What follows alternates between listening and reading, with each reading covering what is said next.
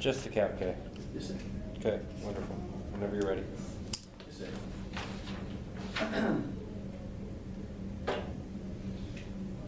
And the other team is ready as well? Excellent.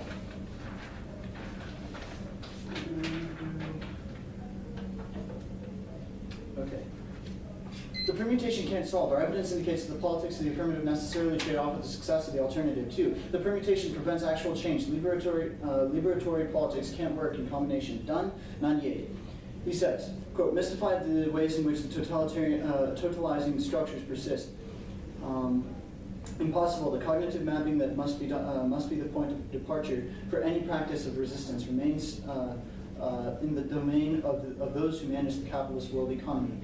3, they don't get a perm. A perm is a test of competitiveness between policy options. That model doesn't make sense when the debates between amorphous philosophical positions, because you can't really tie them down to anything. They can always explain why in the abstract certain things they said are compatible with Marxism, but that just raises the question of why they included the rest. And prostitution is just another tool of capitalism framed through conception. Brent's 7. Selling sex is business. The more resource-rich formally organized businesses are increasing capital outlays to take advantage of the traditional tourism. Others are becoming more touristic. The media has made much of an apparent growth in size and respectability of the sex industries. Legal businesses with the most capital are the ones expanding and targeting most upscale customers and profitable market. Primary labor markets benefit workers who already have the most resources and cultural capital. In these secondary labor markets, the pay is likely to be lower and labor conditions worse. There is stratification among workers in the global sex industry, and sex acts become touristic products. Legal businesses are potentially more embedded in institutionalized business systems. And neoliberalism makes disposable those it renders have-nots and makes them socially invisible. Garau 8. I believe we had read parts of this evidence already, or maybe we hadn't. It says, quote, has succeeded in reproducing in the social order a kind of thoughtfulness, a social amnesia of sorts that makes it possible for people to look away as an increasing number of individuals and groups are made disposable, and in so doing, so creates, with little opposition, endless numbers of disposable populations restricted with most basic rights and neglected to the axis of irrelevance. And evaluating life is inherent in the ideology of capital. Any risk of a link means you vote negative. Dylan 94. Technologization of the political has become manifest in the global. Economies of evaluation necessarily require calculability. Thus, no valuation with mensuration and no mensuration without an indexation. Once rendered calculable, however, units of account are necessarily submissible, and not only in valuation, but also, of course, to devaluation. Devaluation can extend to the point of counting as nothing. That the declension of economies of values leads to 0 point of Holocaust. However, liberating and emancipating systems of value rights may claim to be, for example, they run the risk of counting out the invaluable. And then globalization causes war, exacerbates all approximate causes. Staples, 2000. Financial instability, economic inequality, competition for resources, and environmental degradation, all roots cause of war, are exacerbated by globalization. Part of the political program was the development of nuclear weapons, seen by many as the internationally accepted currency of power. The inevitable outcome of globalization will be more wars. And then the affirmative's utilization of narratives to include marginalized voices fail to challenge underlying socioeconomic structures and makes criticism of class impossible. Darter 4. The narrative approach often fails to challenge the underlying socioeconomic structures that have excluded those groups to begin with. The new path is open for investigation, often led to the total neglect of the concept of class as an interpretive category. These tendencies result in unintended essentialism and superficiality and are theorizing with broader social inequalities. And the inevitability argument steals momentum from the anti-capitalist movement. This is Zizek in 95. It is effectively as if since the horizon of social imagination no longer allows us to entertain the idea of an eventual demise of capitalism, since as we might put it, everybody seems to accept that capitalism is here to stay. The critical energy around found a substitute outlet in fighting for cultural differences, which leave the basic homogeneity of the capitalist world system intact. And then human nature doesn't explain the material conditions of capitalism, it explains it away. They mystify the historical causes of economic exploitation, Cotter 12. To explain capitalism and exploitation is an ideological mystification of material relations. Concepts of evil ideologically translates the material contradiction of class society and the historical and material causes of intensified economic exploitation, social alienation, and private property relations into an eternal existential condition of life as such. This does not explain, but explains away and disappears the material contradictions in which the workers live. And the representation of capitalism as inevitable is precisely what makes it true. The first step is to remember that economies are localized, historically dependent social formations that can be changed. Graham 6. This shift from an understanding of the economy as something that can be transformed or at least managed to something that governs society has involved a hegemonic move by which representations of economy have slipped from their locations in discourse and landed on the ground in the real, not just separate from but outside of the society. And only personal refusals to follow capitalism can lead to meaningful change. Holloway 5. It becomes more and more clear that capitalism is a catastrophe for humanity. To refuse to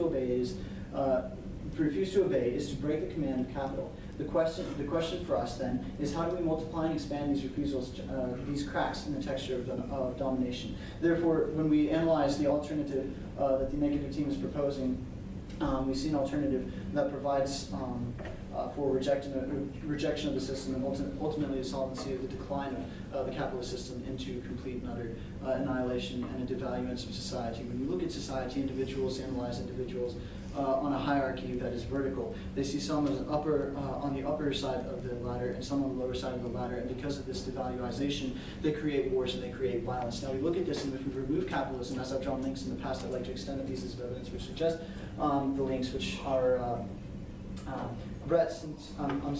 which are Neoclis in 11 and Zizek in 8, and these ideas that capitalism addresses violence. The issue is we have to look at capitalism to analyze violence and these other issues, and that's what causes the main issues, and we will solve through capitalism. We can't solve through prostitution and the other issues. So when we look at this, sexuality and sexual exclusion isn't the root cause of violence or the key to understanding government-power relations. There are too many other instances of violence that can't be explained by sexual politics. Capitalist exploitation of workers, structural exclusion of low-income wage earners, poverty, and things like the white flight from urban centers cannot be explained in terms of sexuality. Only decay can solve these impacts. And so, even if they win the narratives or education focus are good, our case turns, and our K are reasons why their use of the narratives and why their education is a bad form of education. Even if they win a framing argument that we should look at the discourse of the 1AC, we are winning that their discourse rhetorically supports a policy that is bad. That's proven by our case and K arguments. And so we look at the implementation of the CAP-K, and we see that the alternative follows through. And so I'd like to extend Matthew's 5 evidence, the Brett 7 evidence, and all of the rest. Stand ready for cross-examination. Let me get my timer ready. Are you ready? Huh? Yeah, I'm ready. Okay. Perfect. Let's talk about your Cotter 12 evidence. It talks about how human nature doesn't apply like full conditions of like capitalism or whatever.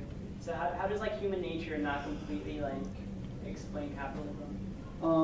The idea is that capitalism, in this instance, is it's a system that's utilized by the individual, like the individual chooses to use the system when we allow the system to take place. And so through the implementation of your plan, we're actually stimulating the system and it's taken advantage of by the individuals.